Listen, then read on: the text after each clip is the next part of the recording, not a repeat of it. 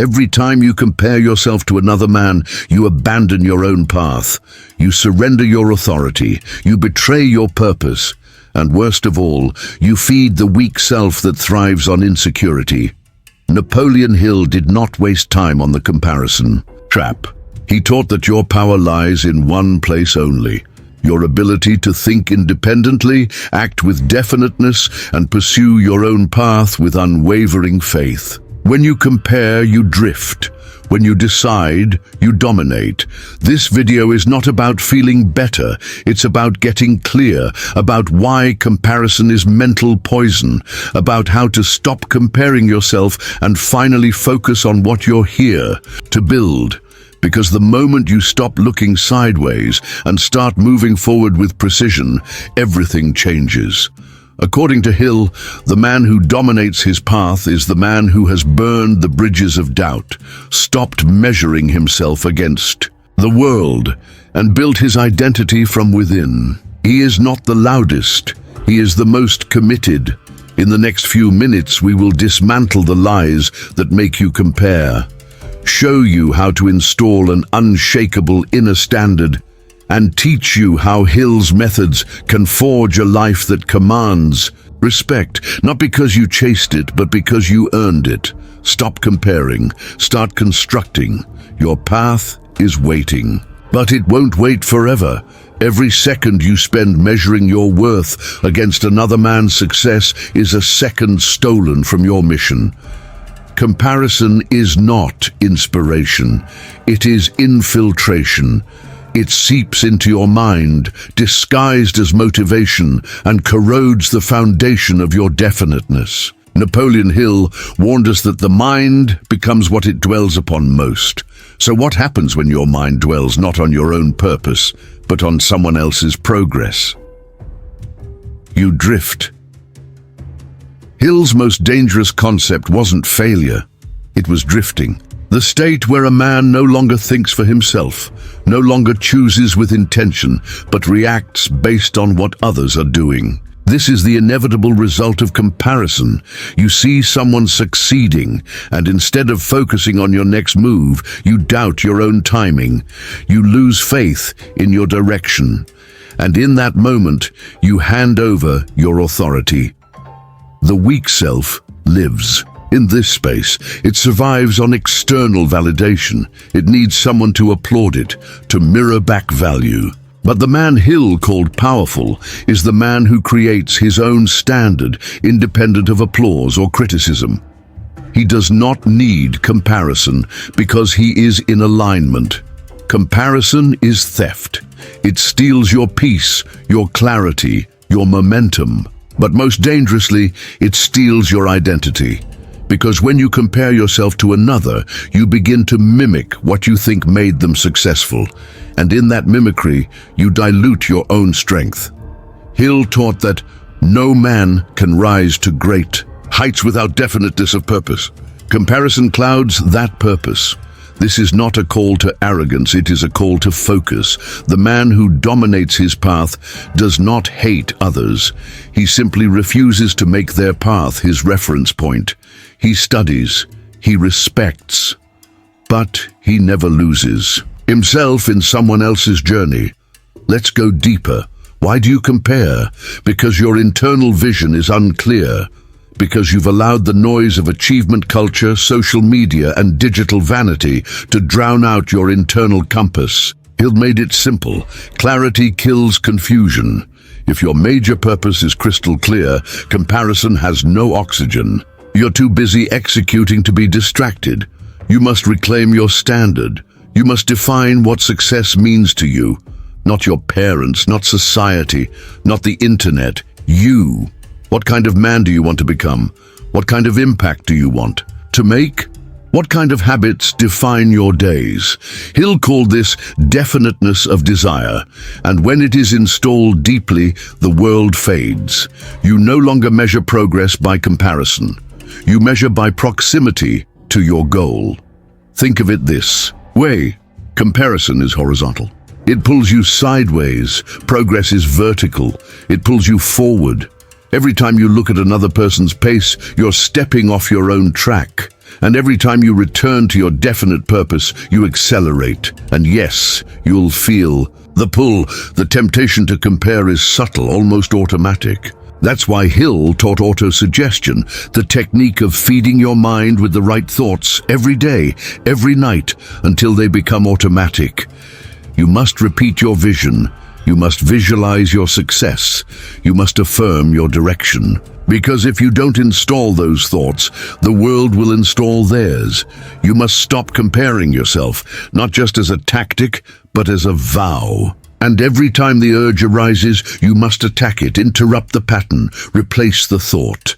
Say aloud, I do not compare, I construct. Then act. Always replace thought with movement. And if this is striking you with power, good. That means there's truth here for you. It means you've been wasting time on shadows when you were born to build substance. Let this be the moment you kill the habit of comparison forever. If this message resonates, it's because you know it's time. Time to stop measuring, time to start dominating, time to silence the external and rise from within, like this video if this truth hit you. Subscribe if you're ready for more. This journey doesn't need noise, it needs execution. Let's go deeper. Your mind is not a storage unit, it is a magnet. Napoleon Hill emphasized this repeatedly. The dominating thoughts of your mind will eventually reproduce themselves in outward physical action and gradually transform themselves into physical reality. What you hold in consciousness, you attract in form. And when your thoughts are corrupted by comparison, your magnetic field fractures. You stop attracting what you want and begin pulling in confusion, insecurity, and misalignment. Let's be precise. When you compare yourself to another, you are saying on a subconscious level, their path is more valid than mine. Their timing is more accurate than mine. Their value is greater than mine. You may not say it aloud, you may not even realize it, but your mind does, and your results reflect it. Hill warned that the subconscious mind has no sense of humor. It accepts all input as instruction. So when you dwell on someone else's success, not from study, but from self-judgment, you are instructing your subconscious to invalidate your own path. This creates a dangerous pattern. You begin adjusting your actions not based on your vision, but on someone else's visibility. You chase trends, you mimic styles, you alter your pace, and in doing so, you abandon your uniqueness, the very quality Hill said was the key to greatness. Remember, all achievement begins with a definite chief aim, not a general wish, not a flexible vision, a definite aim. When you know exactly who you want to become and exactly what you want to accomplish, comparison becomes irrelevant. You can admire others without losing yourself. You can study their patterns without adopting their path. Comparison is rooted in scarcity. It suggests there's not enough success to go around, but Hill's philosophy is based on abundance, on the idea that the universe responds to clarity, belief, and consistent action. If you're not winning, it's not because someone else is. It's because your signal is unclear, your thoughts are unfocused, your magnet is misaligned. Let's get tactical. How do you realign your mind? First, cleanse your inputs, audit your feeds, limit your exposure to platforms that provoke comparison instead of creativity. You're not weak for feeling triggered, you're human. But Hill would say, guard your mind like a fortress. You don't allow sabotage through the front gate.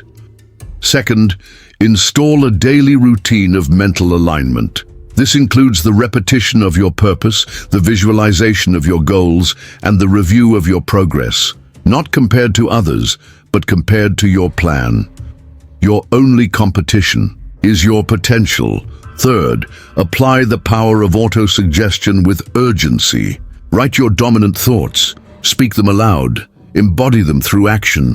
When you install these patterns consistently, the mind stops seeking external validation. it begins to attract the people, situations, and opportunities that match your internal command.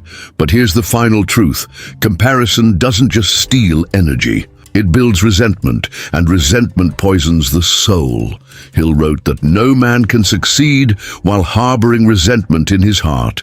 If you envy someone, you cannot learn from them. If you resent success, you repel it. You must train your mind to celebrate the victories of others, not because it's polite, but because it proves what's possible. Use them as evidence, not as enemies. Say, if it's possible for them, it's possible for me. Then return to your lane, refocus your energy, reinforce your aim. Your mind is a magnet, and magnets don't chase, they attract. When you stop comparing yourself, you recenter your power. When you dominate your path, you become magnetic. The world begins to respond, not to who you imitate, but to who you truly are. The man who compares is a man who doubts. The man who doubts is a man who defers. But the man who builds, without permission, without applause, without external measurement, is the man who dominates. This is the law of self-reliance, and it is central to Napoleon Hill's philosophy. You cannot control your path if your confidence depends on someone else's footsteps. Hill taught that all power begins with internal trust. Before you gain the trust of others, before the universe aligns with your desires, before wealth or success or influence show up, you must trust yourself. And self-trust is not a feeling, it is a decision. It is a contract you sign in blood, not comfort. The weak self looks outward for reassurance. It needs validation to begin, praise to continue, and recognition to feel worthy. But Hill's man, the man who thinks and grows rich, is fueled by an entirely different source. He is driven by inner authority. He listens to his desire, he follows his faith. He executes without checking who's watching. This is the foundation of self-reliance, and it begins with silence. Hill described the power of solitude, not as isolation, but as the environment where clarity is born. When you're alone with your thoughts, your fears, your ambitions, unfiltered by opinion, you hear the voice of truth. And truth always points you forward. Self-reliance means you make decisions without consensus. You define success without comparison. You measure your worth by discipline, not by attention. The moment you realize that no one is coming to validate you, and that you don't need them to, you become dangerous, because now you are free. And this freedom terrifies the weak self. It will scream, but what if I'm wrong? What if I fail? What if they laugh? That voice is not yours. It is the voice of hypnotic rhythm, Hill's term for the habits and thought patterns installed by years of exposure to drifting minds. You must reprogram your system. How? Start with a definite chief aim. Write it, repeat it, burn it into your nervous system. Then build your day around it. Hill insisted that the only way to escape drifting was to live with precision.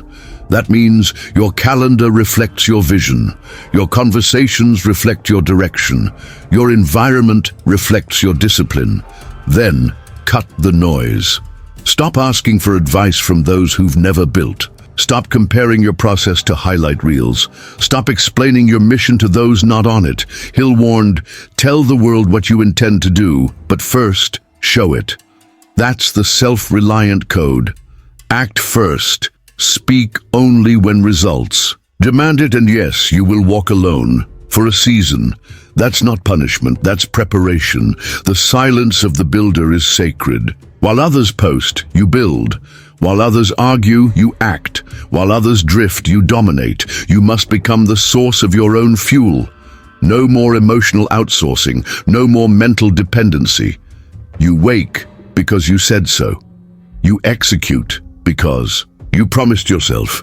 You persist because the mission is non-negotiable. This is how Hill's greatest students lived. They did not beg, they created. And when you operate like this, something shifts. You stop caring who's ahead because you realize there is no race. There is only alignment. Are you moving in harmony? with your purpose? Are you executing the plan? Are you expanding daily? If yes, then you are winning. Period. The world wants you reactive. Comparison makes you reactive. It keeps you scanning, doubting, questioning. But self-reliance makes you sovereign. You no longer flinch when others win. You no longer shrink when others doubt. You move like a general, calm, strategic, commanding. Hill made it clear. Whatever the mind of man can conceive and believe, it can achieve, but the belief must be yours. Not borrowed, not influenced, yours. That's where the energy comes from. That's where the consistency is born. That's where the results explode. Comparison ends the day you say, I decide who I am. From that moment on, you walk your path, not as a reaction to others, but as a declaration of self. You dominate your journey, not because it's easy, but because it's yours. There is no one else like you, not now, not ever. And yet every time you imitate, every time you model your moves after someone else's highlight reel, you commit a silent form of suicide. Napoleon Hill never told men to copy the successful. He told them to study principles, but to build uniquely. Because in his system, success is not found in imitation. It's found in individuality, powered by definiteness. Imitation is the cousin of comparison. It's more subtle. It feels smart. It looks strategic. But in truth, it's fear in disguise. The man who imitates does not believe in his own vision. He trusts someone else's path more than his own. And Hill was brutal in exposing this mindset. The man who does not control his mind controls nothing else. You imitate because you've forgotten that your path is sacred. You've bought into the myth that success is a formula, that there's one correct blueprint, that someone else's timeline is your benchmark. But this is spiritual laziness. Hill taught that the mind is the only real estate over which you must claim total sovereignty, and if your mind is busy replicating, it cannot create. You must remember, the principles of success are universal, but the expression of those principles must be personal. Discipline, definiteness, faith, action, decision, these are the laws. But how they manifest in your life must be tailored to your unique calling. Otherwise, the house you build won't stand under pressure because it wasn't built for you. Let's go deeper. Why do men imitate? Because they fear solitude. They fear being misunderstood. They fear being wrong. And so they find safety in the herd, in trends, in tactics, in other people's blueprints. But as Hill revealed in Outwitting the Devil, the herd is hypnotized. The majority is drifting. To copy them is to drown with them. When you imitate, you become replaceable. And replaceability is death in a world that rewards uniqueness. Hill never taught men to blend in. He taught them to differentiate with conviction. Your path is not meant to be explained. It is meant to be executed, but you cannot execute what you haven't defined. And this is where most fail. They never get brutally clear on their own desires. They let the world choose for them. Hill made it clear, desire backed by faith knows no such word as impossible. But it must be your desire. Not borrowed, not influenced, not copied, yours. This is not a rejection of mentorship or learning. Hill interviewed hundreds of successful men, but he didn't mimic them. He extracted principles and applied them through his own lens. That is the model. Learn structure, build originality, think, act, refine. You're not a duplicate. You are a force, a one of one, and your path must reflect that truth. So ask yourself now, honestly, in what areas of my life am I imitating instead of innovating? Where have you outsourced your vision? Where have you suppressed your instinct? Where have you followed the crowd instead of your conscience? These are not soft questions, they are hard mirrors. But they must be faced if you're serious about dominating your path. You must become obsessed with alignment. Every goal, every habit, every decision must be filtered through one question. Is this true to me? Not. Is this trending? Not. Is this working for them? But does this match my mission? Hill taught that definiteness of purpose plus burning desire plus organized planning plus persistence plus faith leads to success. But imitation kills every one of those ingredients. It dilutes your purpose. It confuses your desire. It steals your plan. It fractures your persistence, and it weakens your faith. You don't need more content. You need conviction. You don't need more formulas. You need focus. You don't need a new path. You need to walk your path with fire in your chest. And when you do, something shifts. You stop explaining. You stop waiting. You stop comparing. You move with internal force. Your decisions sharpen. Your presence intensifies. People feel your certainty. And opportunities begin to emerge, not because you chase them, but because they recognize your clarity. This is how you dominate, not through mimicry, through sovereignty. Remember, Napoleon Hill's mission was not to create followers. It was to create thinkers, builders, doers, leaders. And none of those identities can be assumed through imitation. They must be forged through originality, courage, and alignment. Stop copying. Start creating. Stop watching. Start building. Stop comparing. Start becoming. Your path is sacred. Guard it with discipline. Fuel it with fire. Walk it with power. In a world screaming for your attention, in a marketplace flooded with metrics, applause, likes, and awards, the most radical, rebellious act you can commit is to create and live by your own standard. Napoleon Hill never told you to measure your worth by your bank account, your followers, your titles, or your trophies. He told you to measure yourself by your faithfulness to your vision, your discipline to act when no one's watching, and your capacity to persist without external reward. That is the inner standard, and it is the only standard that can liberate you from comparison forever. Most men do not live by this. They live by mirrors. They wake up and check numbers. They scroll and compare. They let the external dictate the internal. And in doing so, they enslave themselves to opinion. Hill called this voluntary servitude, when a man hands over control of his emotions and decisions to the crowd. But the man who dominates his path cannot afford to live this way. He must build a metric system that originates from within. What time did you wake up today? Did you execute the plan? Did you honor your values? Did you train your mind? Did you move 1 inch closer to your chief aim? These are the questions that matter. These are the metrics that build empires. Because when your standard is internal, you can't be shaken. You can't be swayed by praise or pierced by criticism. You've trained your system to respond only to truth. And truth does not change with trends. This is what Hill meant by self-discipline. It is not about restriction. It is about alignment. You don't wake early for the badge. You wake early because the future version of yourself demands it. You don't study because it looks productive. You study because your mission requires clarity. You don't act because someone's watching. You act because your identity leaves no other option. And here's the paradox. When you live by your inner standard, external results begin to flood in. Not because you chase them, but because the world cannot ignore.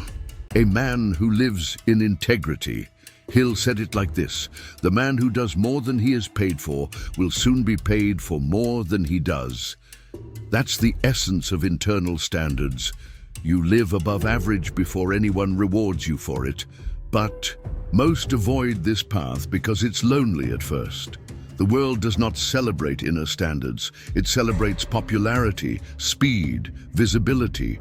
But Hill warned, opportunity often comes disguised in the form of misfortune or temporary defeat. The path of inner mastery will look slow. It will feel invisible, but it is the only one that lasts. So how do you install this power? First, write your code. Define your standard in concrete terms. What do you expect from yourself physically, mentally, emotionally, spiritually, financially? Be precise. Vagueness is weakness. Second, measure yourself daily. Don't wait for quarterly reviews. Don't wait for applause. Review yourself like a commander reviews his troops. With honesty, with precision, with urgency. Third, reward alignment, not outcome. Did you act in integrity? Did you do what you said you'd do? Then you're winning, even if the world hasn't clapped yet. Hill taught that persistent effort, backed by definiteness of purpose, always leads to success. But what he didn't say directly, yet implied constantly, is that success is internal first. If you don't feel like a winner when no one is watching, you won't be one when the cameras are on.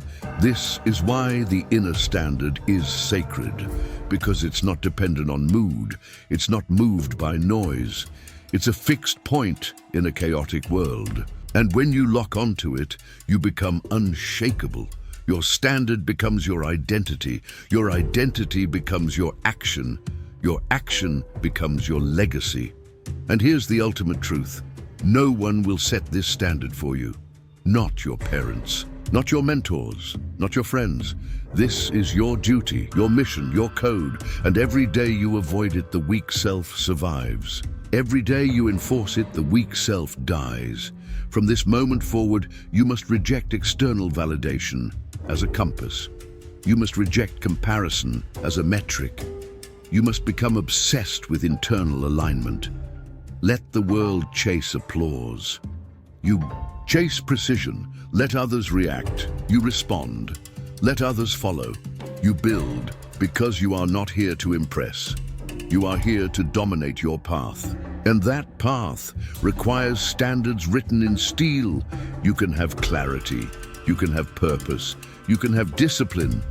But if your environment is not engineered to serve your mission, you will lose every single time. Napoleon Hill did not ignore the role of environment. In fact, he emphasized it repeatedly, calling it the silent architect of your mental state. He knew that the strongest minds can still be shaped or shattered by what surrounds them. If your goal is to dominate your path and stop comparing yourself to others, you must create an environment where comparison and distraction cannot survive. Let's make this clear. Your environment is not neutral. It is either reinforcing your discipline or eroding it. It is either amplifying your belief or feeding your doubt. It is either pushing you forward or holding you back with invisible chains. This includes everything: the people you interact with, the content you consume, the physical layout of your space, the systems or lack of them in your day, the conversations you tolerate. The habits you allow. Most people fail, not because they don't have goals, but because their environment is designed for their destruction. They surround themselves with drifters and wonder why they can't focus. They scroll social media and wonder why they compare. They live in chaos and wonder why they can't find peace. Hill taught that success must be engineered. It is not the product of willpower. It is the product of habitual conditioning reinforced by intentional surroundings. He wrote, "Your only real limitation is the one you set up in your own mind or permit others to set up for you." And guess where those limitations most often enter? Through your environment. If you are serious about rising, you must treat your surroundings like sacred ground. Start with physical space. What's on your desk? Is it a command center or a clutter trap? What does your morning environment look like? Is it designed to spark action or provoke delay? What do you see when you open your phone? What notifications are stealing your focus? Before you even begin the day, you must curate your space for power. Your bedroom, your office, your car, even your digital interfaces, they are not decoration. They are performance triggers. Every object either supports your purpose or distracts from it. There is no neutrality.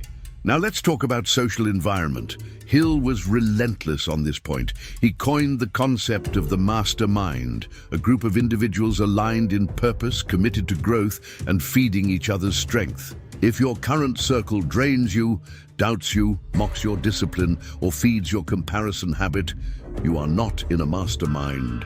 You are in a mental prison.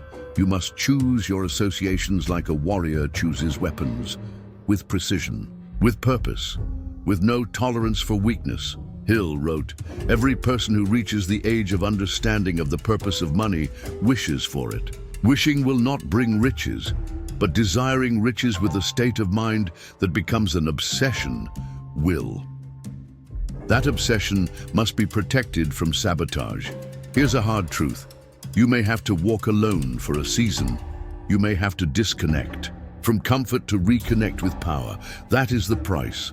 But that solitude will be your sanctuary. It will purify your focus. It will train your mind to move without applause. And eventually, it will attract the right people. Not because you searched for them, but because your alignment became a magnet. That's how the real mastermind forms, not through networking, but through resonance. Next, mental environment. What are the dominant ideas flowing through your mind each day? Are you reading material that strengthens your belief or dulls it? Are you listening to content that activates your fire or drains your will? Hill's greatest weapon was autosuggestion, the conscious feeding of the mind with thoughts aligned with one's chief aim. If you're not feeding your mind, you're starving it. And starvation breeds comparison, weakness, and confusion. You must build an environment where your purpose is impossible to forget. Your goals should be visible. Your affirmations should be spoken aloud. Your plan should be reviewed daily. Your wins, no matter how small, should be tracked and celebrated. Not for ego, but for proof. Proof that the system is working. Proof that the path is being walked. Because here's the truth. Hill understood, the man who designs his environment is the man who shapes his destiny. The man who ignores it becomes a slave to noise, and noise kills focus faster than failure. This is why your path must be sacred space, guarded, designed, ruthlessly optimized. Every corner of your life must echo your commitment. Every detail must scream, "This man is going somewhere." And when you live this way, you no longer need to compare. You're too focused to notice. You're too aligned to drift. You're too busy building your future to envy someone else's present.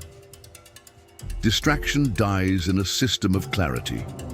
Comparison dies in a space of focus. This is your moment to choose. Will your environment elevate you or erase you? There is a kind of man who cannot be shaken. He does not scroll to feel. He does not compare to act. He does not look sideways to measure. He looks forward, only forward. Why? Because within him burns a fire so violent, so consuming, so aligned, that nothing outside of him can seduce his focus. Napoleon Hill called this fire-burning desire. Not want, not interest, not preference, desire that becomes obsession. And when that desire is united with faith, Hill taught that all limitations fall, all doubts die, and comparison becomes irrelevant. Let's begin with desire. Hill's formula, in Think and Grow Rich, starts here. Every great achievement begins with a clear and powerful desire. The starting point of all achievement is desire, but not just any desire. The kind that consumes you, the kind that interrupts your sleep, the kind that makes you immune to noise. When a man lives with burning desire, comparison becomes impossible because his mind is occupied. There is no space left to wander, no curiosity left for others' journeys. He is too invested in building his own. That is the secret most never understand. Comparison only grows in mental idle time. But the man of desire is too busy to drift. Desire gives you a target, but it is faith that gives you the engine. Hill defined faith not as religious belief, but as the repeated, emotionalized affirmation of a reality not yet visible. He wrote, "Faith is the head chemist of the mind. When you mix desire with faith, your thoughts become commands to the subconscious. And the subconscious, obedient and literal, goes to war to make them real. Faith is the antidote to comparison, because comparison is born from doubt. It says, 'What if I'm not good enough?' Faith answers, 'It's already mine.' Comparison asks, why am I behind? Faith replies, I'm exactly on schedule. Comparison looks for proof. Faith is the proof. Hill's method was mechanical. Write your desire, visualize it, speak it aloud, emotionally connect with it, repeat it, and back it with action. The weak self waits to believe. The new self believes, then acts, then reinforces belief through results. This loop, repeated, becomes identity, and that identity cannot be shaken by trends.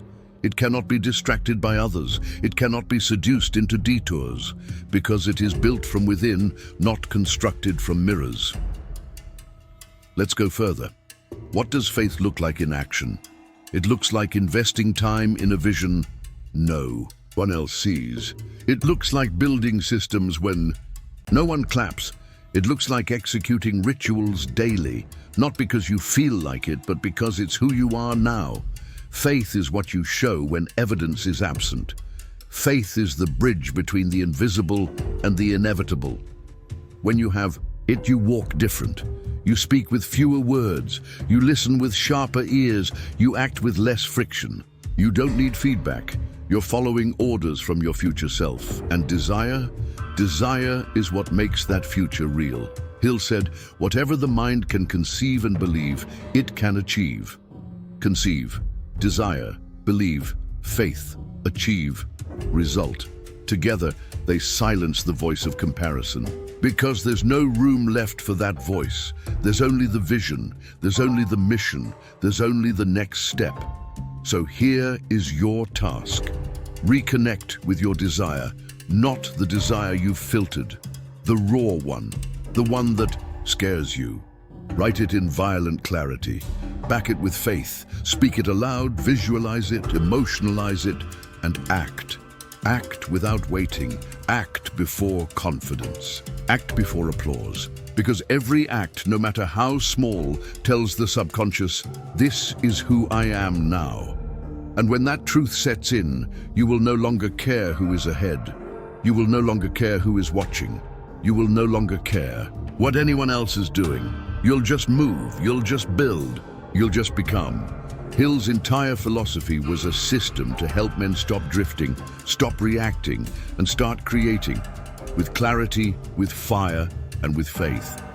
Desire and faith kill comparison at the root, because they create a man so focused, so aligned, so consumed with what he's building that the world fades. You want to stop comparing, stop drifting, stop watching, stop hesitating, start desiring, start believing, start commanding your life with internal fire. Everything you need is already inside, but only if you believe it long enough to act. There exists a force inside you, raw, unfiltered, relentless. When activated, it dissolves hesitation, silences distraction, and makes comparison irrelevant. Napoleon Hill gave it a name, burning desire. Not preference, not casual hope, but a desire that consumes every other thought, that turns every setback into fuel, that ignites the subconscious with one message: I will. Hill didn't stop there. He paired burning desire with faith, not in the religious sense, but as a psychological weapon. To him, faith was a state of mind formed through autosuggestion, emotion, and repetition, until belief in your vision becomes more real than your circumstances. When these two forces combine, a man becomes unstoppable. He doesn't look left or right. He doesn't care who's ahead. He doesn't measure his pace by anyone else's. He becomes a living expression of movement. Desire anchors him to his purpose. Faith accelerates him through resistance. He is no longer looking for permission. He is no longer checking for applause. He acts, not because he knows he will succeed, but because his inner standard leaves no option but execution. Comparison cannot exist in this mental environment. Why? Because the man is too busy building, too obsessed with what he's creating, to care about what others are doing. Hill made this clear. Whatever the mind can conceive and believe, it can achieve. That's not philosophy. That's architecture. You conceive through vision. You believe through faith. You achieve through action. Faith is not passive. It is violent. It crushes fear, doubt, and delay. It tells the subconscious, this is happening, and the subconscious obeys. Desire is not a mood. It's a weapon. It kills excuses. It blinds you to distraction. It aligns every cell of your being with the mission. And when it burns long enough, you stop reacting to life. You begin commanding it. This is where the weak self dies permanently, because the weak self depends on feedback, but the man of faith and desire doesn't need it. He walks into rooms with silence, works in shadows with speed, and executes as if the result is already written. What does this look like in reality? It looks like waking up before the alarm, because your purpose pulls you. It looks like moving without mood, because the mission overrides emotion. It looks like seeing setbacks as signals to recalibrate, not retreat. This kind of man doesn't ask, is it working? He asks, am I aligned? And if the answer is yes, he moves. Every day, without comparison, without delay. Hill taught that the subconscious becomes magnetized with the dominating thoughts you allow to enter. If you feed it doubt, you attract hesitation. If you feed it desire and faith, you attract opportunity, people, power. So the real question is this: are you feeding your system the right fire? Or are you starving it with hesitation, fear, and comparison? This is your decision point, right now. Speak your desire aloud, feel it, declare it, then act on it. Not tomorrow, now. Not when it feels safe, now. Not when someone confirms it, now. This is how you stop comparing, not by resisting the urge, but by replacing it with obsession. Replace the scroll with scripting, replace the envy with execution, replace the doubt with daily movement. Hill's system was never built for the masses. It was built for builders, for men who no longer accept mediocrity, delay, or imitation, for men who dare to believe that their inner vision is more real than the world outside. If you want to stop comparing, burn everything else. Desire only the mission. Believe like your life depends on it, and move until the results surrender to your persistence. Now is the moment. Not next week. Not when you feel ready. Now. You've seen the poison of comparison. You've exposed its lies. You've studied the mental architecture of Napoleon Hill. And now the decision must be made. Will you continue watching others build, or will you finally take command of your own path? Hill didn't create a system for spectators. He created a map for builders, conquerors, creators, men and women who would no longer allow external noise to shape internal decisions. And that's the shift you must make now. From comparison to command. When you operate in comparison, everything is out of your hands. You wait to feel good. You wait to catch up. You wait for validation. But when you move in command, everything changes. You build your day like a general. You shape your identity through intention. You execute not because it's easy, but because it's who you've become. Command is not noise, it's quiet, it's structured, it's deliberate, it's not reactive, it's rooted. When you command your path, you stop checking the scoreboard. Because you are no longer in a race, you are building a kingdom. Hill taught that the mind, once directed with purpose and backed by desire and faith, becomes a magnetic force. You attract not what you want, but who you are. So who are you now? Are you still the man who compares his timeline to others? Still the woman who doubts because someone else appears further ahead? Still the voice that waits for applause before speaking? Or are you the builder, the force, the mind that can no longer be influenced because it has chosen dominion? This is where everything shifts. This is where you decide to stop watching, to stop measuring, to stop mimicking, and instead to live in structure, to live in alignment, to live in movement. You have within you the exact tools Hill described: a mind that can focus, a desire that can burn, a voice that can declare, a body that can act, and a soul that can decide. So stop looking around, start looking within. From this moment forward, you no longer compare, you no longer drift, you no longer delay, you build, you move, you dominate. This is your call to action. Click like if this message struck you where the truth lives. Subscribe if you're done being a spectator in your own life. And share this video with 3 friends, 3 builders, 3 warriors, 3 people who are ready to kill comparison and take command of their destiny. Because this is not just a video, it is a declaration, a new standard, a new path, your path. And I leave you with this question. Will you continue comparing, or will you finally command your future?